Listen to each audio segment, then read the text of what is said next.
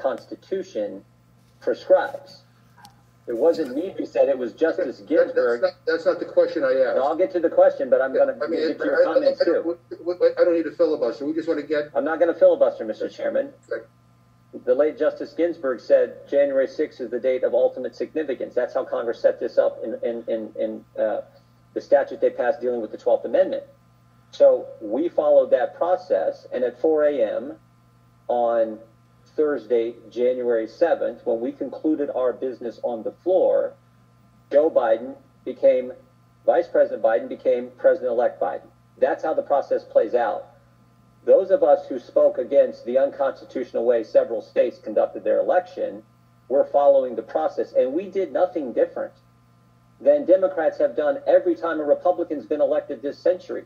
In fact, our colleague who is sponsoring this resolution objected to on January 6, 2017. So is that we followed the process. Of course it's a yes, and I've said that publicly on television on Sunday. But I'm not asking about the process. I'm asking you to make a statement that the election was not stolen, that Joe Biden and Kamala Harris won fair and square. That's the question. The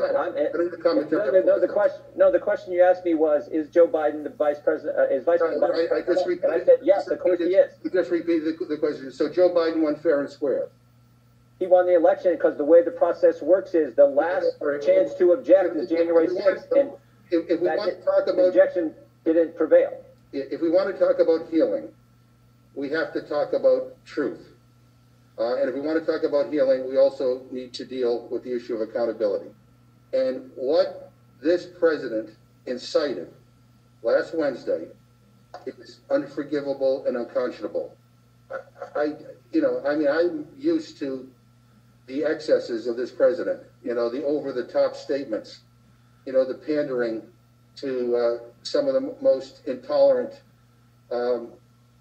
groups in this country. But I never thought I would see what he said at that rally. And so the deal is, my question was very simple. I'm not asking to make a statement that the election was not stolen, that Joe Biden won fair and square. And, one of the ways to promote healing is for you to say yes and to put that on your Twitter account so that all these people who bought into a lie will start hearing from some of the people that were pushing this. The answer is, the American people. Mr. Chairman. Yes. Joe Biden is going to be sworn in as president. He is President-elect Joe Biden. That's not the question I asked. That is not the question I asked. Yeah, our concern, and why we raised objections was, in several states, the rules were changed in unconstitutional fashion when the state legislature did not change election law. You had Secretary of State, you had governors, you had Supreme Courts. In some cases, you had county clerks changing the election law. That's what we're pointing out. That's all we were pointing out. Yeah, well, just like our colleague Mr. Raskin pointed out concerns he had on January 6, 2017, with the election of the gentleman Trump. You refuse to answer that question, and I think that's one of the. You want to talk about? I did not refuse. He's going to be the president. I've said that on television. He's going to be the president. I know that. The country knows that. That is not the question I asked.